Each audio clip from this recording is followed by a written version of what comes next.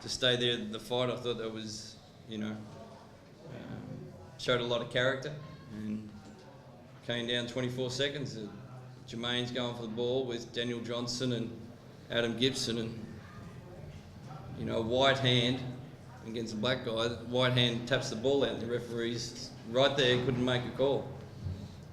I find that flabbergasting. From where you saw it, it was clear as daylight. Yeah. Can they review that play in your understanding, Trev, at that stage of the game? Not that I know of. And look, it came down to that. There's possessed 24 seconds. Now we have to foul. So they go to the line. They've knocked 2 down. So I was disappointed that the game is being put in the referee's hands like that. Players fighting back in the second half. You must be pretty proud of that, I suppose. Yeah, look, the resilience this group's got is great. And every time that we back against the wall, we answer. And we had, got back in front there in the last quarter, and we had some opportunity on the line. We missed a couple on the line that really put some big time pressure on them, and then we couldn't capitalise. How much did foul trouble get you early? Yeah, look, it's the same thing. I thought Joey was out there refereeing. That's. All we ask for is the referees to be consistent, but if I have to go publicly, like Adelaide did, and start going like that to get the referees benefit of the calls, we're in a bad shape in the league. All you ask is a fair game, called both the same ways. And look, those fouls early really hurt us. With Greg in foul trouble, Tom in foul trouble, Sean really couldn't get into the game, James in foul trouble.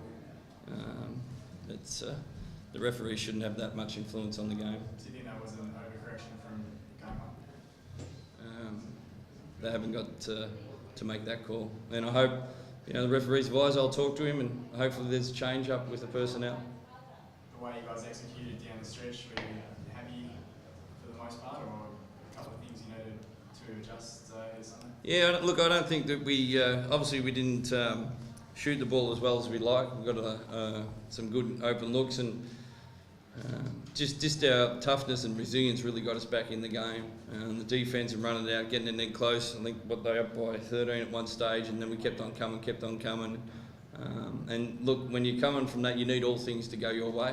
And obviously we didn't get that call at the end. That hurt us.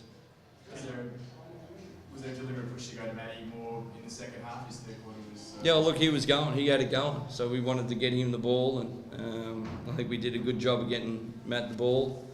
He went to the foul line and was pretty perfect there tonight, so 6 for 6. So that was a good scoring threat for us. We probably didn't get Jermaine the ball the right spots that we'd like to. They came down and they hit some big shots. So. Damian, you've earned home court based on what you did in the regular season. It's looking like that's going to be pretty critical now. The home team's getting the job done. Yeah, obviously we didn't want to have to rely on it going to a game 3, but it's all said and done now. They've pushed it to a deciding game, so it's nice that we did the work early in the regular season, so that come the third game of a grand final, we get to go home and play it on the home court, which is hopefully going to be a big factor for us. What was the intensity like out there tonight? It looked like it lifted another gear. Yeah, the second half in particular really lifted. I mean, our first half was as bad as we played defensively in a long time.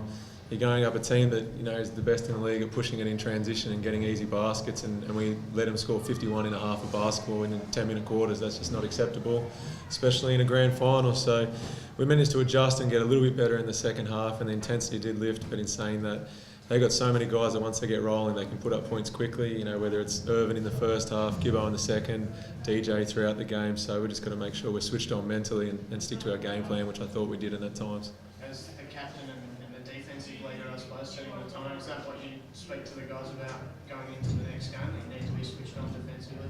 Yeah, our best wins of the season are when we've been switched on defensively. So everyone's got to lift. You can't be the reason why we have to play help defence. So it's got to be more of a one-on-one pride thing. And then if need be, we've got to make sure we've got help there. But we had too many blow-bys from the perimeter. We scrambled. They hit open threes. And credit to them, they shot the ball well. In particular when the game mattered. You said yesterday it's going to be mental over physical almost. Does that even ring more true now that you've got such a short break and on flight and that? Yeah, both teams are going to be pretty sore and beaten up. It's been a physical first 2 games, so you've got to be able to push all that aside, really focus, get through your sets, play your defence and just knuckle down and make sure you're switched on, because physically your body's going to be a bit more tired and a bit more bruised. Speaking of physical, Damian, you got your foot passed up pretty good. Is that just precaution? Did you do anything to that time? No, that's just after every game. So, my body feels pretty good actually. So hopefully I'll wake up and feel even better, and then knock up on Sunday and feel great.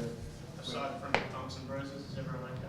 As far as I know, yeah. Look, I haven't had a report from the medical staff, but more wounded for the result than body-wise. I have to ask, guys, there was a chair broken during a time out in the second quarter. Did you guys see what happened there at all? Just passion. It's a grand final, bit of frustration, but the best thing is all season when we've shown a bit of frustration, we've been able to recover and go out and play. And I thought the second half, once we got a bit of a rev up at half time, we came out and played with the passion that you're supposed to play with for 40 minutes, not just one half, and that was just showing it. Trevor, how much of a challenge is it now to find the balance between learning from that tonight and also putting it out of your memory a bit ahead of Sunday? Well, this is why we worked all year for, to get the home court advantage. If we had one tonight, there was no home court advantage. So this is exactly, what we proved and what we fought for this year to get home court advantage. And now we've got to take that opportunity. This is the last roll of the dice. And look, the way we finished the game and the way we fought, I know we're going to give it a crack and go on Sunday. So. How significant have the home crowds been in the series? Yeah, well, I think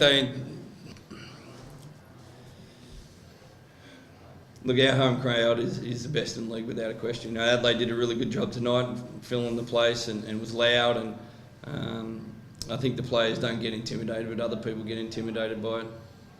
How do you assess James's game tonight? Oh, it wasn't a great game. Look, he still got 9 rebounds for us, and